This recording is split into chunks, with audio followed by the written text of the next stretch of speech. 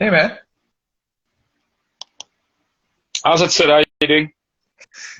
good man, good man. Okay, I'm just thinking. Let's start with the most, lower ranked kind of fixture, which is the England and Bangladesh. Bangladesh won the T20 series 3-0 against a depleted England side. So I guess in hindsight it wasn't surprising, but it seems that they are kind of on the up here, Bangladesh. So what's your thoughts, man? Yeah, I mean, not much television coverage of the series, to be honest with you, hey? Not Mm. much on the pay channels and stuff, so Yeah, yeah. you I couldn't thought really, on you couldn't YouTube. really watch. Yeah, I Yeah, thought so YouTube, yeah, that's on disappointing. the highlights. Yeah, I would watch it as the highlights on YouTube because that's the best way of finding it. Yeah, so I mean, not much live action, so you wouldn't really have much of an idea what's going on unless you watch the highlights Hmm. Hmm. or check on your quick info site. Yeah. So yeah, I mean, Bangladesh are quite a formidable side at home, eh?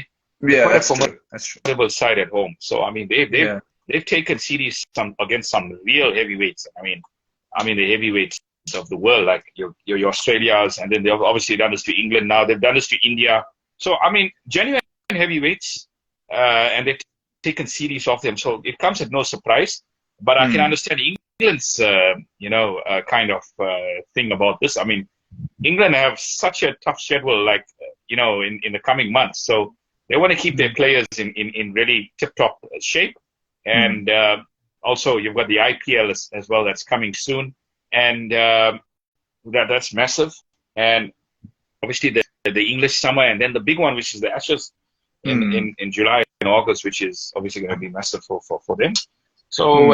I can understand experimenting. It's not a major thing, not a Yeah. major hiccup for England. I Hmm. mean, when it comes to tournament, Yeah. this is a dangerous side in white ball cricket. So uh, Hmm.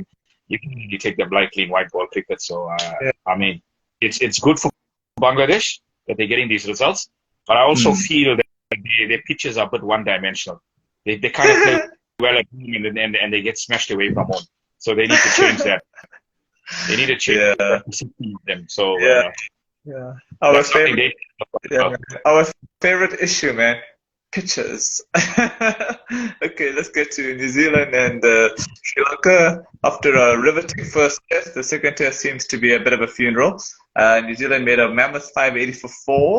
Sri Lanka were bundled out for 164, and they have made it in follow on at 113 for two. Initially, I was thinking to myself, why would you make a team follow on after what happened with England? But I don't think England and Sri Lanka have got the quality of England, so I think New Zealand will pretty much wrap it up tomorrow. Or should I eat my words again? Or should we both eat our words? Like the last time when I assumed that England and New Zealand follow on and we thought England were going to win it, and then New Zealand surprised that I don't think I'll be disappointed twice. This should be a New Zealand win again, 2-0. Highly unlikely to see Sri Lanka get anything from this game at this moment in time. I mean, to survive on those pitches is not easy at all. It is not easy at all. The ball is swinging and seaming all the time. But getting back to that first test, I mean, that was one of the greatest test matches I've watched in my lifetime. That game was unbelievable, and I watched it Hmm. towards the end. Okay. You know, and it was unbelievable. I mean, Williamson. I mean, we talk about Ben Stokes being Mr. Cool. Williamson is Hmm. right up there in terms of cool as ice in a pressure Hmm. situation. I mean, Yeah. this guy is one of the modern day greats, and I Hmm. think he's probably the best batsman that New Zealand have ever produced, Hmm. has Hmm. ever produced in their history. So that's a big statement to make, and obviously he's playing for them. I actually don't know what they're going to do when he retires, because that's going to be a real real issue for them, because Yeah. he's some quality. He is some quality. So Yeah. that was a fantastic game. I think Sri Lanka probably they looking back at it and probably thought, this was one that got away, and it was kind of, but I do think that draw would have probably been a much fairer result in the sense. Hmm. But I mean, you can't you got to give it to New Zealand. I mean, they pushed so Hmm. hard, and Yeah. they deserved their win in the end. That was Yeah. pretty amazing to watch. Yeah, So I think not to take anything away from New Zealand in this test match, but I think Sri Lanka are probably deflated because they had nothing to play for in this match. I mean, they're out of the, you know, World Championship final. But credit to Williamson, he made a double 100, 215 of 296 balls, and Henry Nichols made 200 of 240 balls. So they had fun on this pitch. I'm surprised Sri Lanka made such a pathetic first inning score, but I think their motivation it's gone. So I think New Zealand all the way, man. Unless an earthquake comes, I just don't see it happening, man. Yeah, I mean, absolutely, Peter. I mean, when you could see 580, you're already on the back foot. There's not a lot of teams that can win from conceding 580 in a test innings on, in the first innings and get back to win. I mean, there've been a few exceptions. Yeah. Like in 2006, I don't know how England lost that game. Yeah. To be honest with you. But it's highly unlikely. It's highly unlikely I will get anything from this game. Yeah, I remember. Sorry to interrupt you. I remember another match. It was India-Australia. If you remember, Rahul Dravid and Vivian Lakshmi made a famous partnership, and then Australia also lost it. I remember that one. Yeah. Probably Australia made 460. Was it 460 in the first innings? No. Yeah, I mean that. I know. I'm not referring to Kolkata. I'm referring in Australia itself. I remember that match was a high-scoring match, and then Australia also lost that. And Australia lost that match. I think they were trying to force a win out of nowhere, and then they just got bundled up for 190 in the second inning. I don't know if you remember that, man. It was in Adelaide, or I think it was also in Adelaide. That was a high-scoring match. Yes. I think I do recall what you're saying. It was some time back. Very long time. Yeah, Ceylon was playing in that match. Yes. So Australia and India have played in some classics, eh? And fantastic. Yeah. They've really played in some classics, and the one I was referring to in Adelaide. I mean that was Shane Warne all the way there. He was an absolute wizard. Cleaned that England batting lineup up. So yeah, that was one of the great victories as well. Australia, the back foot. Yeah. So yeah, it doesn't happen often in history, and you've got to have a formidable team in order to come back from that. So yeah, it's they depleted at the moment because they lost that first test in such pathetic fashion. So the morale is quite low now. So yeah, this is going to be an easy one for New Zealand, unless obviously weather can save them. Definitely. Okay, let's get to this fixture that doesn't excite you because it made no consequence for South Africa. Let's go to India-Australia. A 2-1 test series win for India. I never would have expected this result. I thought it was 4-0 or 3-1, but man, that fourth pitch was really... I find it even worse than indoor because one, there was no balance between bat and ball. At least with indoor, at least you got awake, man. This was a dead pitch, man. In fact, I don't know. Pitches like this will just destroy Test cricket. What do you think, man? I think India just took their foot off the pedal after that second test. They really dropped their momentum. They dropped their energy levels. You could see the Australia were actually getting stronger and stronger as that series went on. And even without their captain Cummins, who's such an inspirational bowler and a leader, they still got the job done. So I guess on the balance of play, it's probably a fair result in the end. Hey, Australia playing crap in the first two tests and coming back and winning the first one, third one so emphatically, and then obviously the last one was a bit of a ball fest. So I don't want to speak too much about the fourth one because that was really, it was kind of irrelevant in a way, irrelevant. Yeah, it was more of an ego thing. Can Australia draw a series in India and all that therapeutic jazz? Okay, we'll get to the first ODI. Interesting one. 188 all out Australia, and India won this by 5 wickets. It was an interesting pitch, eh? It wasn't your typical bat fest. It was more like one of those olden day pitches where the fair battle between bats and ball. But I thought Australia didn't apply themselves because they started so well with green, and then if they'd applied themselves, batted with spine, they could have made 250, and that could have been a real interesting first ODI, and they had India the ropes, man. So I think, a bit of a lost opportunity for Australia. But speaking of which, today, they're playing against India today, and they bowled them out for 117, so I expect Australia to win the second ODI, and then we get to 1-1 going to the third ODI, which is on Wednesday. What are your thoughts so far on what I just mentioned? Yeah, Australia started off so well in that first game, but Shami came back and he bowled amazingly well, to actually, and the ball was reversing a bit there as well, eh? on that pitch, and Australia really found themselves in a real tight pickle there. But I mean, they did fight with the ball. They took that partnership between, Jadeja and was it Jill? Was it Jill? No, KL Rahul, our favorite player. Sorry. KL Rahul. This is a pretty competitive league, eh? If you think about it, really, really competitive in a sense.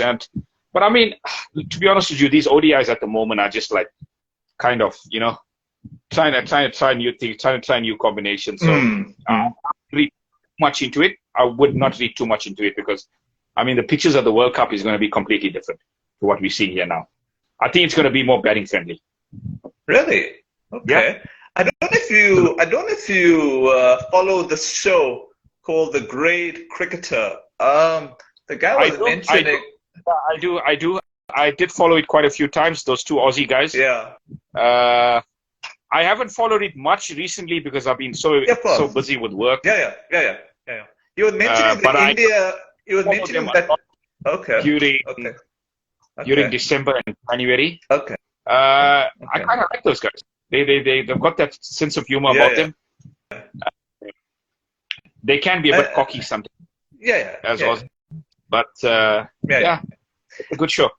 No, I was asking because they mentioned something about because England's game has become so aggressive that the BCCI may have their World Cup pitches being such that it could neutralize their game. And they're saying it's their prerogative. What do you think, man? Do you think India might make the pitches interesting for the World Cup, make them a little challenging to get in the way of England's playing style? Look, I mean, if you look at England, it's not going to work on every pitch. So every pitch is different, conditions-wise. But I do expect, 90% India to have good batting wickets because that's what you get from India. You get good batting, you get value for runs there. And if you're you can score big in India. So I wouldn't expect out of the ordinary pitches. I expect fair pitches. Bowlers got to work for their wickets, and batsmen obviously, if they occupy the crease, they're going to get their reward. So I expect fair pitches in India, and I think the ICC will push for that because it is an ICC tournament. So excuse me, you got to have fair pitches. So I would think it'd be more on the fair side in that sense. Okay, let's get to the last segment, which is South Africa and the West Indies. Man, this first ODI was watched off, so we can't talk about that. Yesterday was interesting one, 335 for 8, and South Africa were bowled out for 287. I mean, I don't know what to say, man. I think our batting lacked common sense. Great performance by both captains, Shea Hope and Pavuma, but I think we should have won this, man, because our run rate was so good. I just think South Africa were trying to do too much of baseball, man. Just apply some common sense, man. What do you think? Bit of a disappointing run chase, eh? But I mean, credit to Bavuma. I think he played out of his skins there. It was a fantastic knock, and this guy is in the form of his life at the moment as a captain. I think he's relishing this role as captain all of a sudden. So if he can continue this form going to the World Cup, it's good signs. But I mean, yet again, some loose shots. There were a few guys that got debutants, the likes of Kutsia, the likes of Stubbs. Honestly speaking, I would have played Miller instead because I think this was the game for Miller. Yeah. And we must have experience of Miller in that middle order. So I couldn't understand why David Miller was not in the side, because David Miller is an occupier of the crease, and if he bats long enough, if Miller bats 50 over South Africa, win this game. South Africa win this game hands down. Yeah. If he bats 50 overs. Yeah. So look, I was a fan of Stubbs in the beginning. I still feel he needs to go back and work on his game a bit, because I think he tried to hit the ball too hard, and he always wants to try and hit the ball out of the ground. So there's a lot more to than just hitting the ball out of the park and hitting sixes. Yeah, it would have been nice to have seen Baby AB playing, man. They could have put Baby AB in this series because the series counts for nothing. There's no points. So even if SA lose the series, fine, it'll be bad for SA's ego, but it doesn't count towards any points.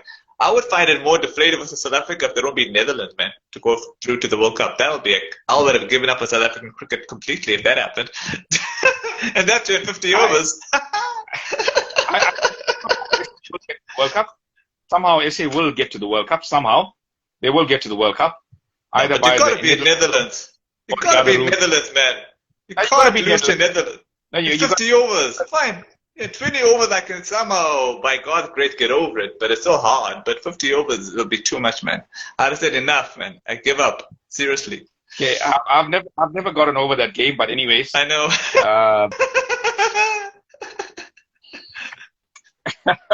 Anyways, I don't think they would beat Netherlands, but yeah, of course.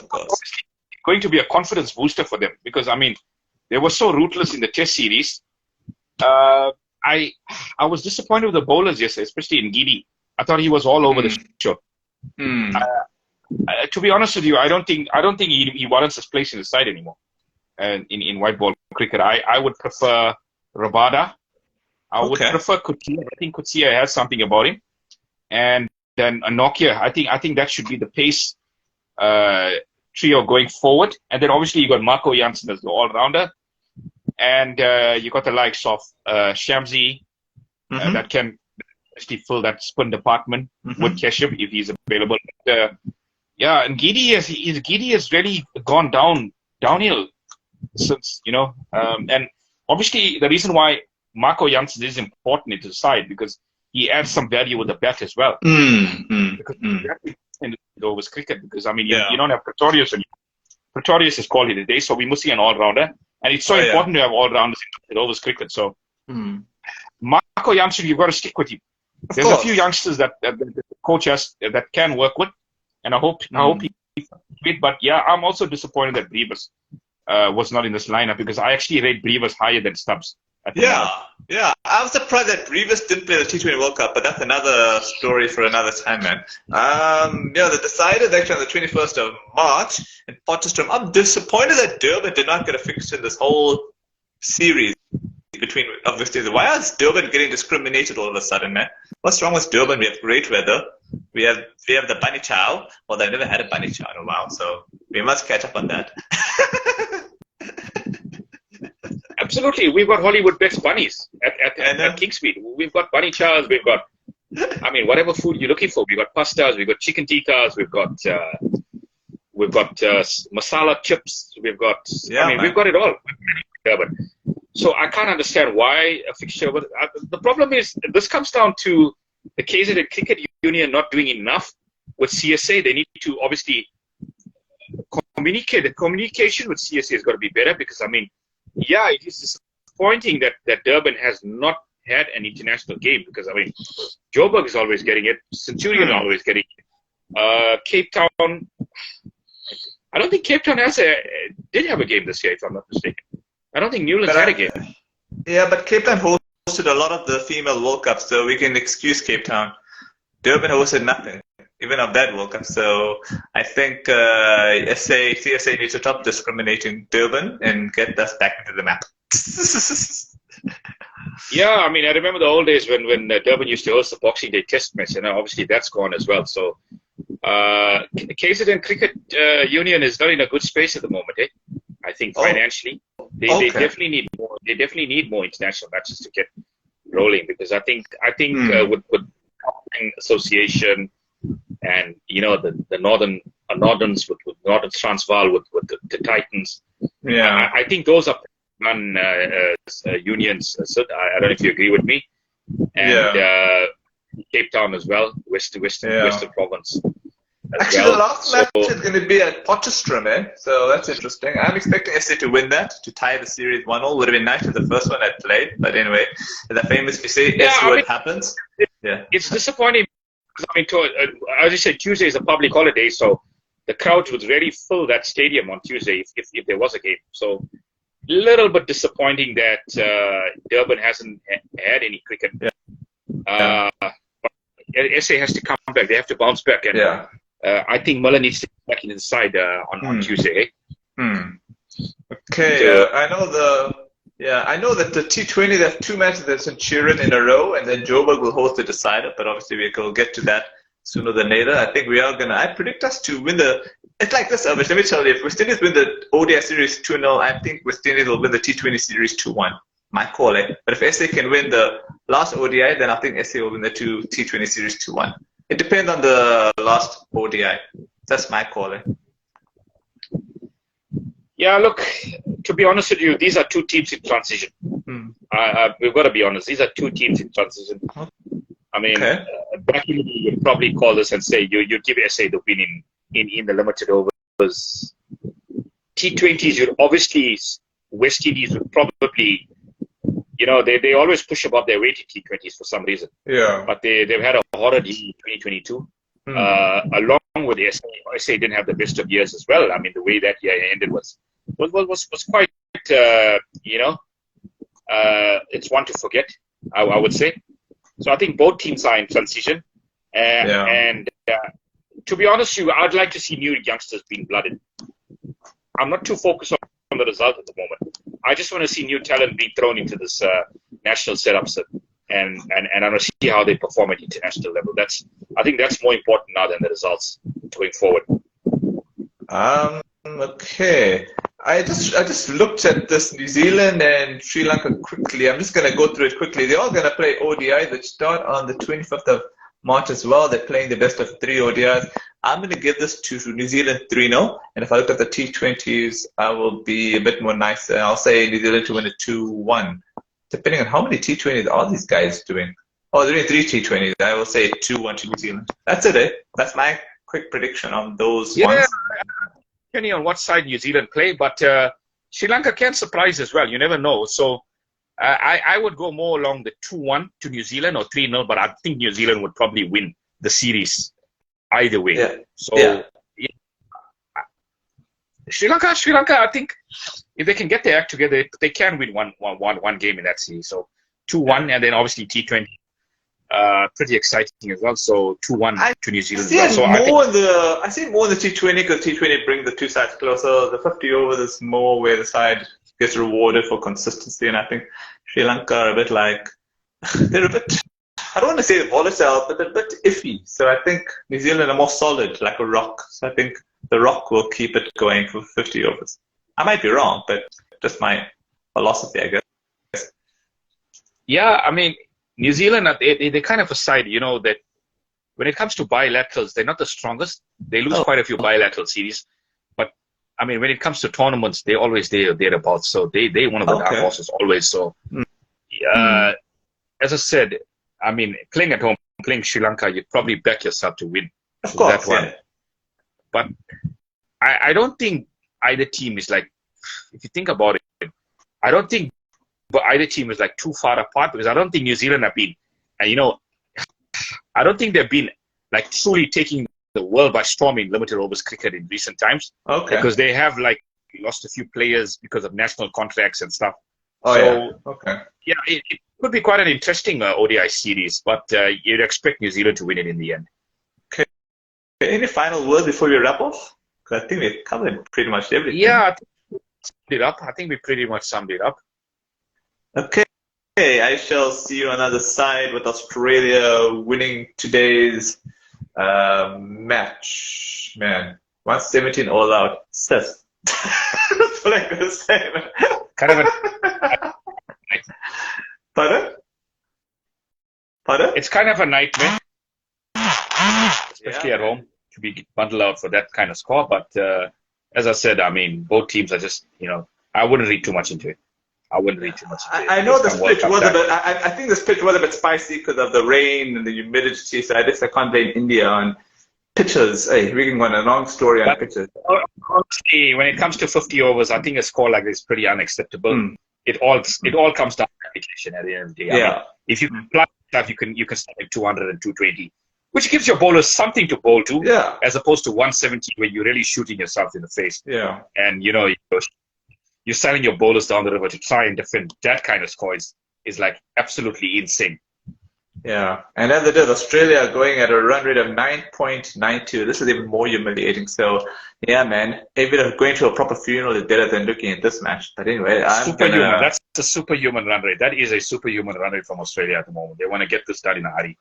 Yeah, they want to rub India's face in it. But anyway, it is Yeah, it is what it is. Yeah, I shall see you on the other side. Enjoy the rest of the day in this glorious heat. yeah. Okay, take care, man. Cheers, man. Have a good weekend. Cheers.